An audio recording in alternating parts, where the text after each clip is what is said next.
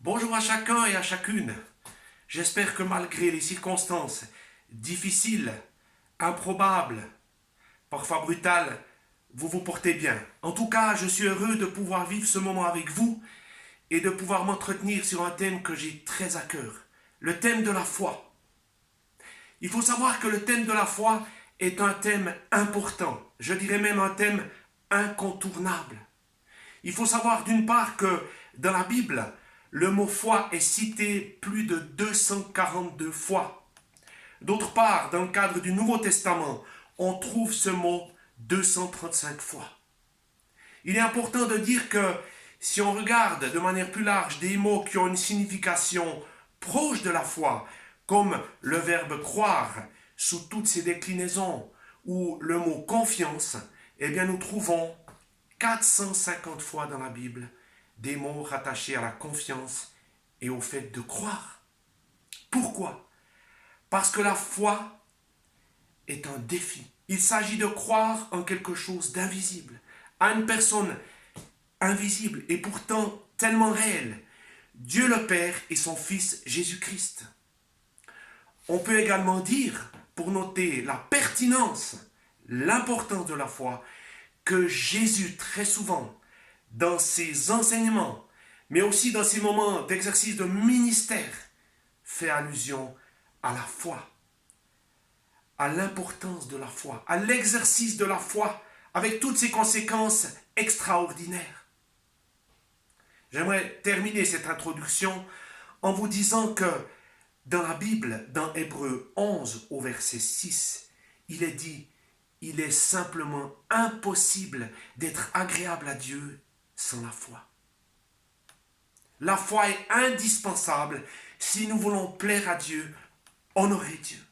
Mais nous allons aborder ce thème de la foi en plusieurs volets et j'aimerais m'entretenir avec vous aujourd'hui sur le thème « Qu'est-ce que la foi selon la Bible ?» ou autrement dit, quelle définition la Bible donne-t-elle de la foi? On lit dans Hébreux 11 au verset 1 « Or la foi est une ferme assurance des choses qu'on espère, des choses en lesquelles on croit qui vont arriver un jour. Mais la foi est aussi une démonstration de celles qu'on ne voit pas.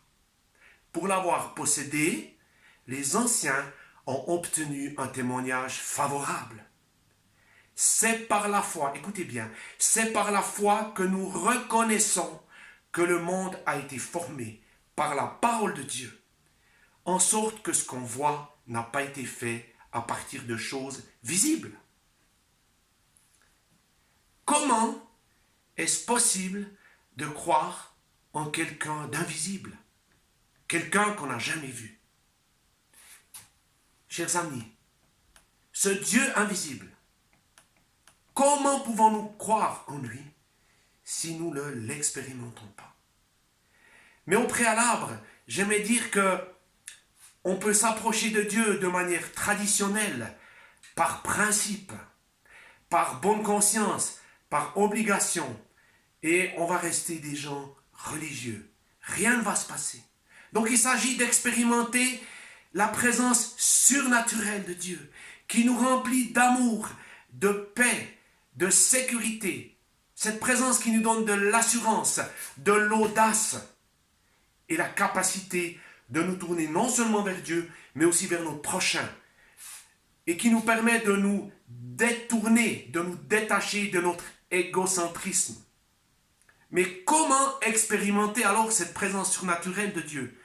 Chers amis, en le cherchant de tout notre cœur, avec sincérité et simplicité, sans trop raisonner, sans nous poser mille et une questions. Hébreux 11, verset 6 nous dit « Or, sans la foi, il est impossible de lui être agréable. Car il faut que celui qui s'approche de Dieu croit non seulement que Dieu existe, mais qu'il est le rémunérateur, celui qui va répondre à ceux qui le cherchent. » Donc, comme j'ai dit avant, si nous nous approchons de Dieu par tradition, par principe, pour nous donner bonne conscience, ou pour faire comme nos parents faisaient, nos proches font, Nous serons juste des gens respectables, religieux. Mais rien va ne se passer entre Dieu et nous, de surnaturel, de vivant, de profond.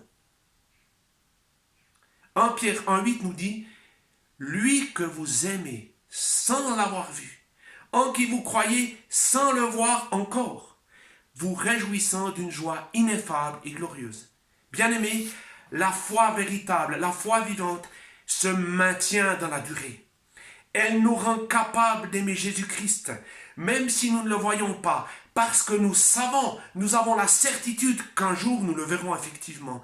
La foi a quelque chose de la patience, de la stabilité. Et laissez-moi vous dire, la foi n'est pas fragilisée par les circonstances difficiles ou faciles. La foi n'est pas fragilisée par ce qui nous surprend, par ce qui pourrait nous faire peur. La foi nous ancre dans la parole de Dieu. La foi ne dépend pas de nos émotions. Elle dépend de ce que Dieu dit au travers de sa parole révélée, la Bible. La foi a besoin de se nourrir des promesses de Dieu à notre égard. Je vous remercie de votre attention et à tout bientôt.